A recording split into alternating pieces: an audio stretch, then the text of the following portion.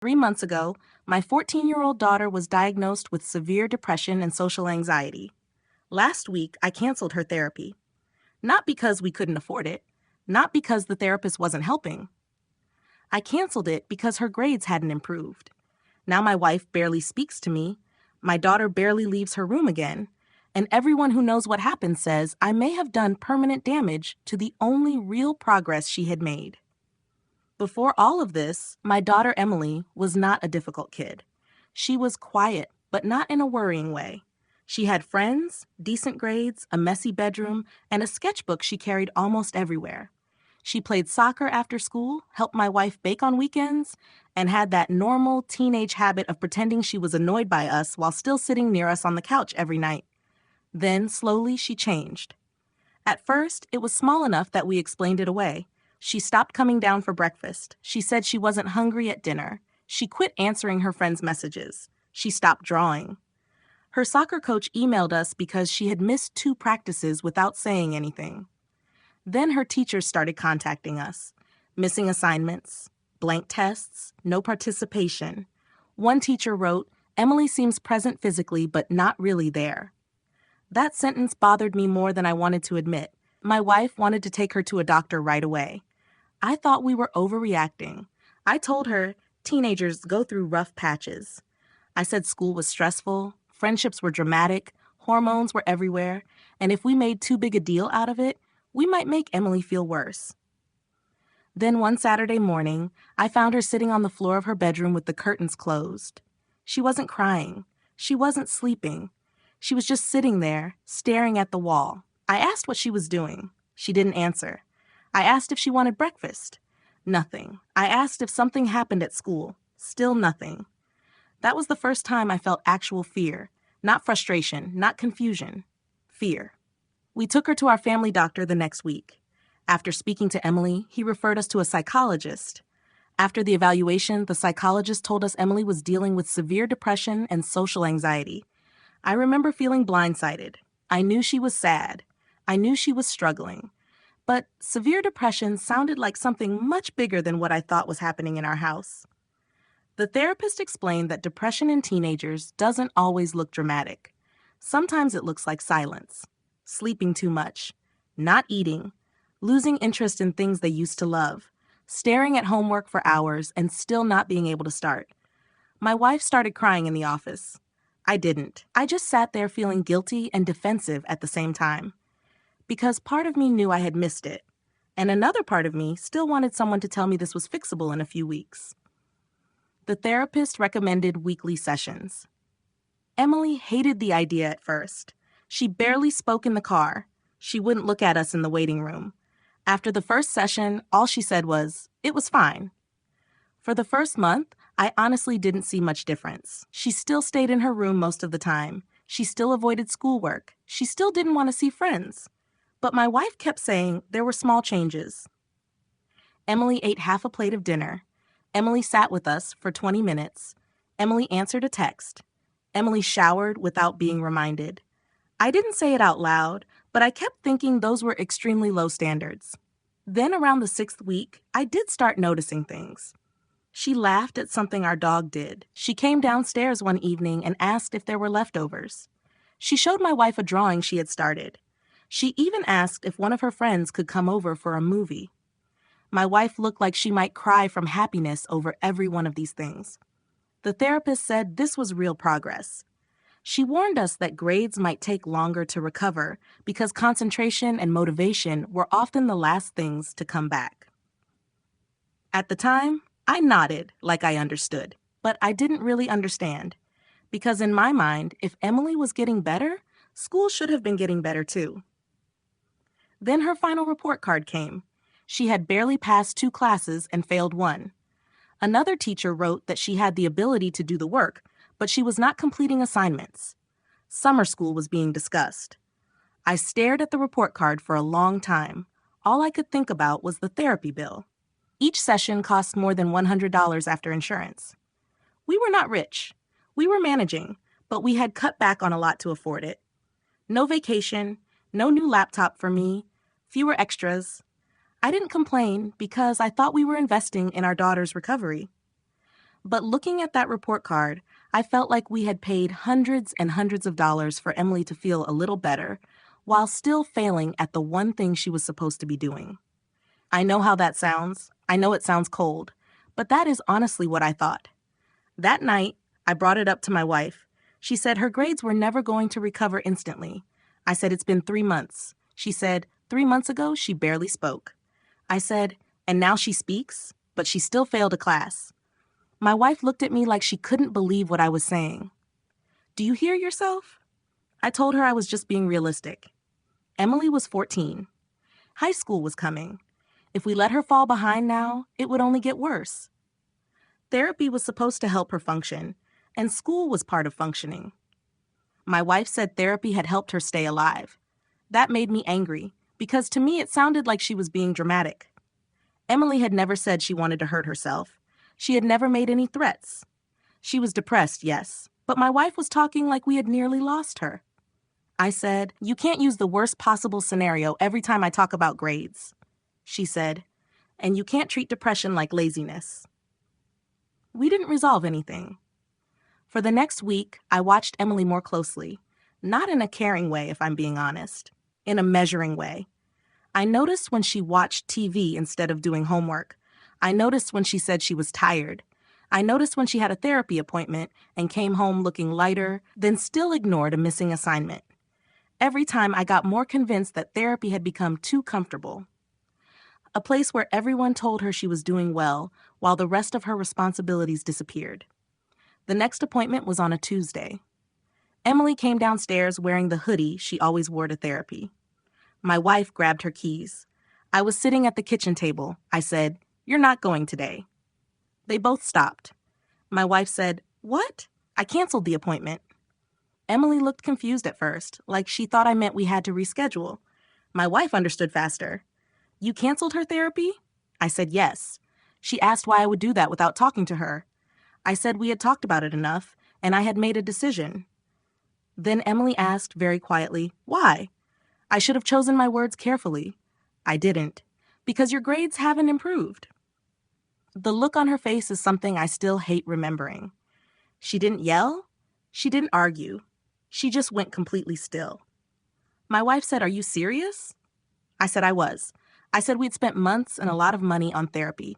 And while Emily was doing a little better emotionally, she still wasn't doing what she needed to do in school. My wife said, "She has depression." I said, "I know."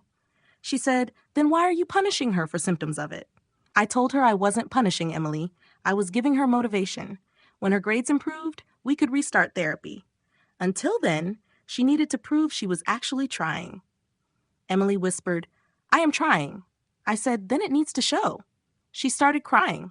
Not loudly, not dramatically, just tears running down her face while she stood there in the kitchen. Then she said, "I don't know how to try harder than I already am." My wife put her arm around her and told her to go upstairs. After Emily left, my wife turned on me in a way I had never seen before. She said, "You just took away the only place where she feels safe enough to talk."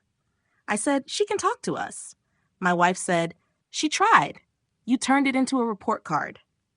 That made me furious. I told her I was tired of everyone acting like grades didn't matter. I said the real world would not pause for Emily's feelings. I said if she got used to avoiding responsibility now, she would struggle for the rest of her life. My wife said, "She is struggling now?" I said, "And I'm trying to stop it." She said, "No, you're trying to make her depression convenient for you." That ended the conversation.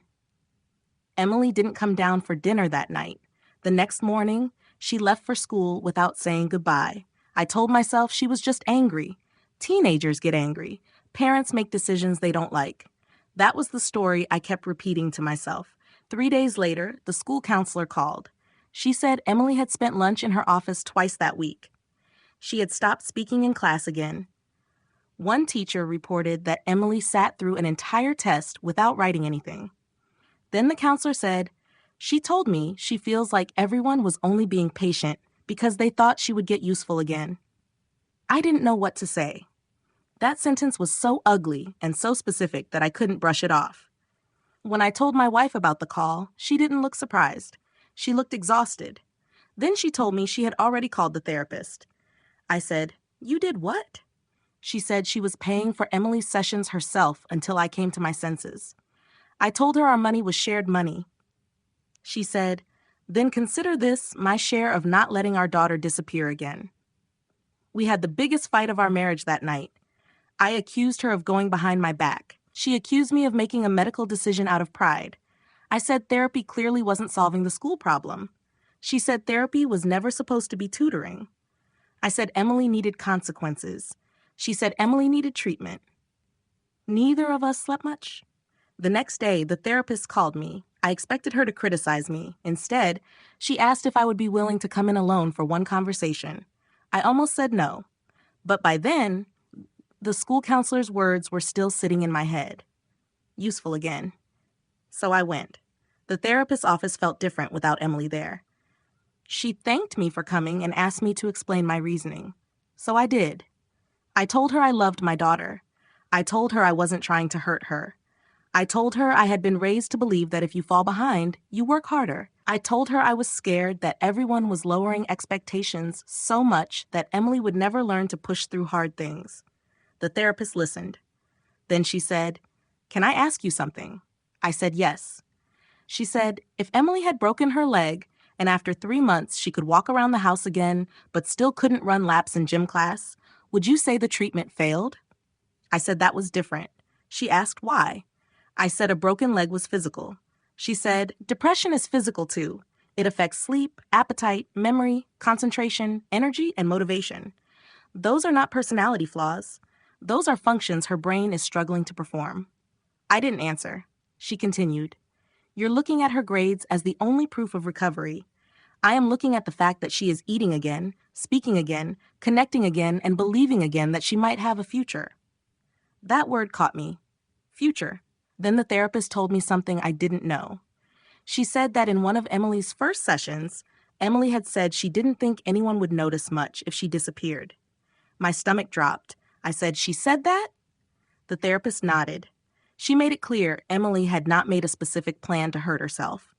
But she said that kind of thinking was serious, and the fact that Emily was now talking, eating, and making small plans again was not minor progress.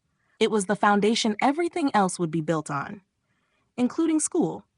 Then she said, when you tied therapy to grades, what Emily heard was that support is something she only deserves when she performs well. I felt defensive at first. Then I remembered Emily crying in the kitchen. I remembered her saying she didn't know how to try harder. I remembered the counselor saying she felt like she had to become useful again. For the first time, I understood that I had not motivated her. I had confirmed the worst things she already believed about herself. I drove home and sat in the car for nearly 20 minutes before going inside. Emily was in the living room, curled up under a blanket. She looked at me once, then looked away. I sat in the chair across from her. I said, I met with your therapist. She didn't respond. I said, I was wrong. That got her attention, but she still didn't speak. I told her I had been looking at the wrong things. I told her I thought I was helping, but I had hurt her. I told her therapy was not canceled and would not be tied to grades again. Her eyes filled with tears. Then she said, I thought you were proud of me for getting better. I said I was. She said, no. You were proud when it looked normal. That sentence broke me more than anything else. Because she was right. I had been proud when her recovery made my life feel less scary. When she smiled, when she ate dinner, when she seemed like my old daughter again. But the second her illness still affected something I cared about, I treated the recovery like it didn't count. I apologized. Not the quick kind. Not the defensive kind where you say sorry, but still explain why you were right. I told her I was sorry for not believing how hard she was trying. I was sorry for making her feel like help had to be earned. I was sorry for caring more about the report card than what it cost her to get through a day. She cried. I cried too. My wife stood in the hallway, pretending not to listen, and I could hear her crying as well. Things did not become perfect after that. That would make this story sound cleaner than it was. Emily still struggled. She still had missing assignments. She still had days when getting out of bed felt impossible. But therapy continued. We also worked with the school to make an actual plan instead of just expecting her to magically catch up. Some deadlines were extended. A teacher helped her organize the missing work. She dropped one elective to reduce pressure. We found a tutor for math, because apparently therapy does not teach algebra, which my wife has reminded me more than once. Slowly, things improved. Not quickly, not dramatically. But honestly, she started turning in assignments again. Then she passed a quiz. Then she asked to invite a friend over. Then one night, she sat at the kitchen table drawing while my wife cooked, and for the first time in months, the house felt normal in a way that did not feel forced. A few weeks ago, Emily brought home her newest report card. It was not perfect. A couple of B's. 1 A, 1 C, no failing grades. She handed it to me like she was bracing for disappointment. I looked at it, then looked at her, and asked, "Are you proud of yourself?" She hesitated. Then she smiled a little and said, "I think so." I hugged her, and I meant it. I still care about her grades. I'm not going to pretend I don't, but I understand now that grades are not the first sign of recovery. Sometimes they are one of the last. The first signs are smaller: eating dinner, answering a text, laughing once, getting through a school day. Believing you deserve help even when you are not producing results other people can measure. I keep Emily's old report card in my desk drawer, not because I ever plan to show it to her again. I keep it because it reminds me of the semester I almost failed my daughter while accusing her of failing school. So yes, I was the asshole. And I am very lucky my daughter gave me the chance to admit it before I lost more than her trust.